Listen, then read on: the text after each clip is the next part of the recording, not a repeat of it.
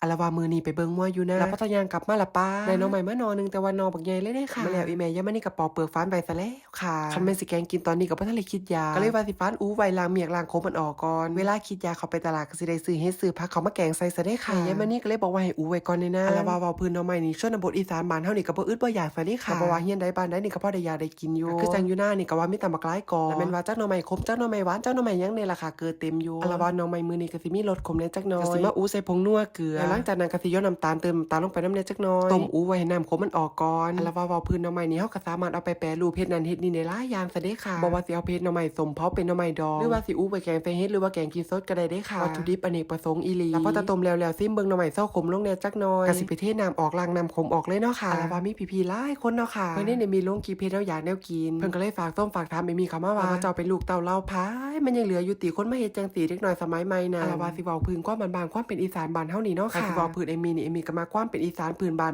เฮาอยู่แล้วย้อนว่าเฮาใหญ่มากับงัวอยู่กับดินอยู่กับหญ้าสนามเด็กเล่นก็คือทงไห้ทงนานั่นแหมค่ะฉะนั้นการอยู่กับวิถีชีวิตทงไห้ทงนาบ้านเฮาก็เลยบ่แม่นสิ่งที่แปลกใหม่สำหรับเอมี่เลยเพราะว่าสิหยิบหยังจับหยังเฮ็ดหยังเขาคั่วเฮ็ดแนวอยากแนวกินก้อยขมต้มแซ่บจนไปฮอดออมหมกนี่ก็คือเฮ็ดเป็นเบิดเลยเด้ค่ะอันละเว้าพื้นอาหารอีสานนี่เอมี่ถนัดแท้บักอย่างค่ะอันละว่ามาฮอดนี่เฮาก็สิตักหน่อไม้ใส่ถุงมัดยางแดงเก็บเข้าตู้เลยเนาะค่ะฮอดยามอยากคิดพอหิวๆจังไปหาจัดหาแต่งมาเฮ็ดกินแล้วเนาะค่ะเว้าพื้นแนวอยากแนวกินอาหารอีสานบ้านเฮานี่บ่อึดบ่อยากอีหลีแล้วบ่ว่าสิหันไปทางใดเลี้ยวไปทางใดบ่มีคำว่าอดอีหลี